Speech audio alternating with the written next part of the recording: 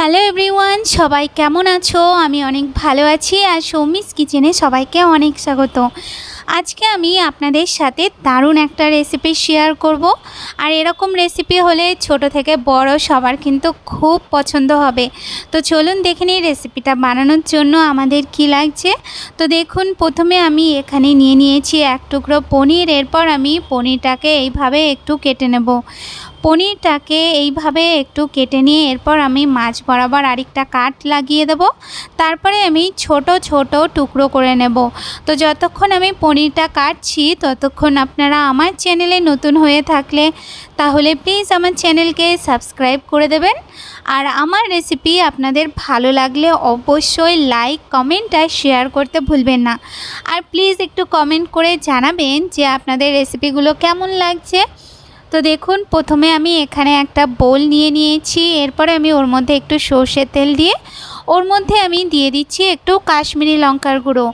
এরপর আমি চামচের সাহায্যে লঙ্কার গুঁড়োটাকে ভালো করে তেলের সাথে একটু মিশিয়ে নেব, যাতে কালারটা সুন্দর চলে আসে। লঙ্কার গুঁড়ো মেশানো হয়ে গেলে ওর মধ্যে আমি দিয়ে দিয়েছি হাফ চামচের মতন ধনে গুঁড়ো। এখানে দিয়ে দিচ্ছি হাফ চামচের মতন ভাজা জিরের গুঁড়ো। আর এখানে আমি দিয়ে দিয়েছি একটু গরম মশলা। আর এরপর আমি ওর মধ্যে দিয়ে দিচ্ছি আদা আর রসুনকে একসাথে বেটে নিয়েছি, সেটা আমি ওর মধ্যে দিয়ে দিয়েছি। এরপর আমি ওর মধ্যে দিয়ে দেবো একটু টেলে রাখা বেসন 1.5 চামচের মতন। এরপর আমি ওর মধ্যে দিয়ে দিচ্ছি পরিমাণ মতন একটু খাবার লবণ। আর আমি এখানে দিয়ে দিচ্ছি একটু বিট নুন।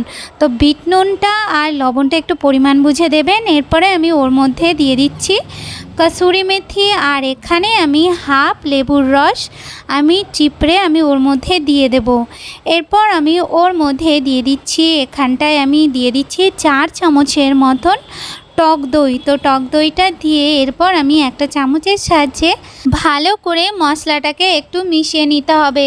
তো দেখুন, এখানে আমি ভালো করে মশলাটাকে মিশিয়ে নিয়েছি। ভালো করে মশলাটা মিশিয়ে নিয়ে এরপরে আমি ওর মধ্যে দিয়ে দেবো, এখানে আমি একটা মিডিয়াম সাইজের টমেটোকে কেটে নিয়েছি, সেটা আমি ওর মধ্যে দিয়ে দিয়েছি। দিয়ে দিলাম আমি পেঁয়াজ কুচি। আর আমি এখানে দিয়ে দিচ্ছি একটু ক্যাপসিকাম কুচি। এরপরে আমি ওর মধ্যে দিয়ে দেবো কেটে রাখা পনিরগুলো দিয়ে এরপর আমি এই সব কিছুকে ভালো করে একটু মিশিয়ে নেব। তো সব কিছুকে ভালো করে মেশানো হয়ে গেলে এরপরে আমি গ্যাসের উপরে একটা প্যান বসিয়ে দেব। প্যানটা বসিয়ে দিয়ে এরপরে আমি ওর মধ্যে পনিরটাকে ঢেলে দেব। পনিরটাকে দিয়ে এরপর আমি পনিরটাকে 2 থেকে 3 মিনিটের মতন রান্না করে নেব। যখন দেখবেন যে পনিরটার থেকে একটু তেল ছাড়া শুরু হয়েছে তখন ভাববেন যে পনিরটা হয়ে গেছে। তো দেখুন, এখানে তেল ছাড়া শুরু হয়ে গেছে। তো এরপর আমি গ্যাসটাকে বন্ধ করে দেব। এরপর আমি নিয়ে নিয়েছি এখানে লম্বা লম্বা যে পাউরুটিগুলো পাওয়া যায় সেগুলো আমি নিয়ে নিয়েছি। এরপর আমি একটা চামচের সাহায্যে এইভাবে পাউরুটির ওপর থেকে এইভাবে একটু কেটে পাউরুটির মাঝখানে যে পাউরুটিটা সেটাকে আমি বের করে নেব। তো দেখুন, এইভাবে বের করে নিলে একদম বোটের মতন হয়ে যাবে। দেখুন, এরকমভাবে করে নিতে হবে। এরকমভাবে করে নিয়ে এরপরে আমি প্রথমে ওর ওপরে দিয়ে দেব কিছু চিজ। তো এখানে আমি চিজকে ছোট ছোট টুকরো করে নিয়েছি, সেটা আমি ওর মধ্যে দিয়ে এরপরে আমি ওর ওপর থেকে দিয়ে দেব যেই পনিরটা আমি রান্না করেছি সেই পনিরটা এখানে আমি একটা চামচের সাহায্যে ভালো করে একটু ঢুকিয়ে দিয়ে এরপরে আমি ওর ওপর থেকে আবার একটু চিজ দিয়ে দেব। চিজটা দেওয়া হয়ে গেলে এরপরে আমি এখানে বাটার নিয়ে নিয়েছি। আর বাটারটাকে আমি একটু মেল্ট করে নিয়েছি। এরপর একটা চামচের সাহায্যে এইভাবে ওপর থেকে একটু বাটার দিয়ে দেব। বাটারটা দিয়ে এরপরে আমি এইগুলোকে একটু বেকড করে নেব। তার জন্য আমি এখানে গ্যাসের উপরে একটা কড়াইয়ের মধ্যে নিয়ে নিয়েছি লবণ নিয়ে এরপরে আমি একটা থালার মধ্যে আমি অ্যালুমিনিয়াম ফয়েল জড়িয়ে নিয়েছি। এরপরে আমি ওর ওপরে আমি পাউগুলোকে এইভাবে একটু দিয়ে দিয়েছি। পাউরুটিগুলোকে এইভাবে দিয়ে এরপরে আমি ঢাকনা দিয়ে 10 মিনিটের জন্য গ্যাসটা কমিয়ে রেখে দেব। তো এখানে 10 থেকে 15 মিনিট পর আমি ঢাকনাটা উঠিয়ে দিয়েছি।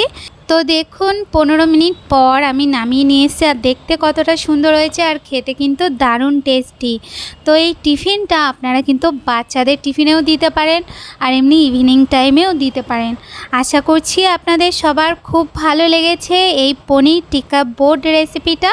তো রেসিপিটা ভালো লাগলে অবশ্যই লাইক কমেন্ট আর শেয়ার করতে ভুলবেন না।